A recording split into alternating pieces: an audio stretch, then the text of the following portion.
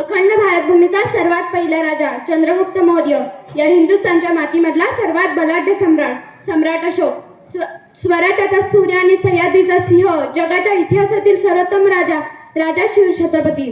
भरल्या शिवारातील कंस कापावीत तसं उभं शत्रू सैन्य ज्यांनी कापून काढलं आणि छत्रपतींच्या स्वराज्याचा झेंडा अटके पार रोवला ते श्रीमंत सुभेदार मल्हारराव होळकर.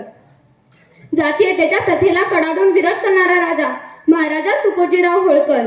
इंग्रजांना याच हिंदुस्थानच्या मातीमध्ये कित्येक वेळा आपल्या तलवारीने पाणी पाजून पराभूत करणारे पण स्वतः एकदाही पराभूत न होणारे अजिंक्य योद्धा छत्रपती यशवंतराव होळकर, ज्यांनी या देशाला फक्त संविधान दिलं नाही तर तमाम बहुजन समाजाला जगण्याचं बळ दिलं, ते भारतरत्न विश्वरत्न डॉक्टर बाबासाहेब आंबेडकर.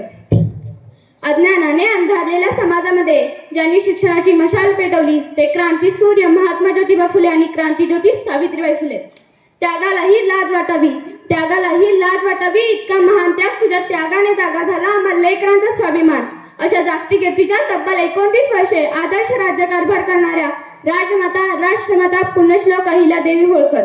आणि सर्वात महत्वाचं म्हणजे सह्याद्रीच्या कड्या कपाऱ्यांनाही बाजार फुटेल, डोंगर माथ्यांनाही घाम फुटेल, झाडे झुडपेही शहारतील आणि विशाल नभालाही ज्याच्या पुढे झुकाव वाटेल असा रयतेचा राजा, मावळ्यांचा राजा, बहुजनांचा राजा, ज्याला किती विशेषण लावली तरी कमीच पडतील, तो राजा म्हणजे राजा छत्रपती. सर्वप्रथम मी छत्रपती शिवाजी महाराजांना मानाचा मुजरा करते. सह्याद्रीच्या छाताडातून नाद भवानी गाते, सह्याद्रीच्या छाताडातून नाद भवानी गाते, काळजात राहती आमच्या रक्तात वाहते राजे.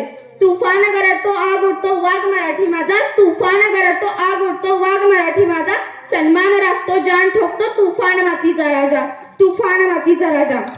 वाघाची चाल, गरुडाची नजर, स्त्रियांचा आदर्श आणि शत्रूंचे मर्दन असे असावे मावळ्यांचे वर्तन, हीच महाराजांची शिकवण. ताजमहालच्या प्रेमाची निशाणी आहे तर शिवनेरी किल्ला एका सिंहाची कहाणी आहे.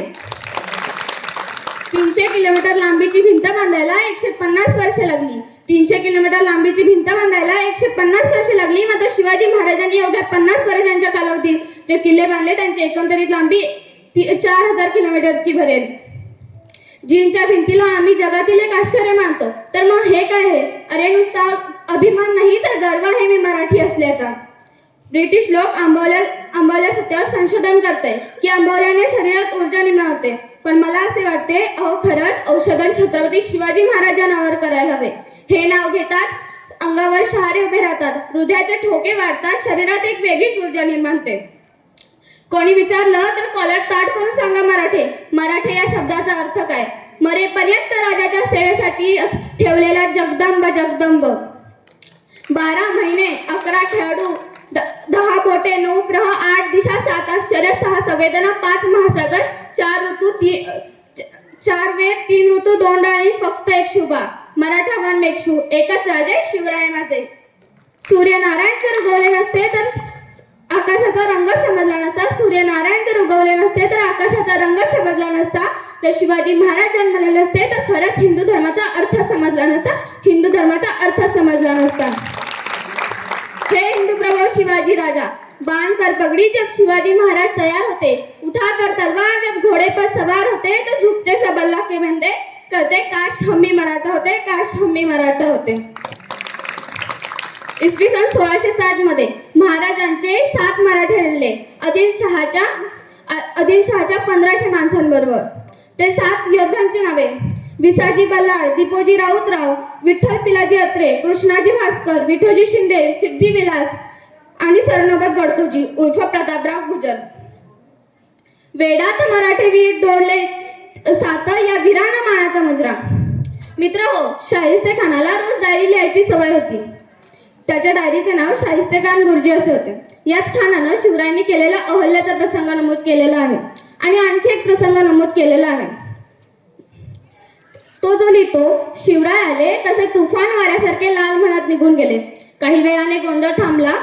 शाहिस्तेखानाची एक बहीण शाहिस्तेखानाकडे धावत आली आणि म्हणाली, भाईजान मेरी बेटी लापता है, ओ शिवाजी मेरी बेटी को ले गया. यावेळी आपली बोटे छाटलेला शाहिस्तेखान स्मित हास्य करत म्हणाला, अरे पगली चुप कर, शिवाजी किसी की गर्दन काट सकता है, किसी की जान ले सकता है, वो सब कुछ कर सकता है, लेकिन किसी औरत को छू तक नहीं सकता. अरे कोणता हा विश्वास, दुश्मनालाही शिवरायांच्या चारित्र्यावर. ही गोष्ट सांगायचे तात्पर्य एवढेच, या भारताला शिवरायांसारखा चारित्र्यवान माणसाची गरज आहे. अर्थात ती मुलगी तिथेच एका पिंपात लपवून बसलेली होती.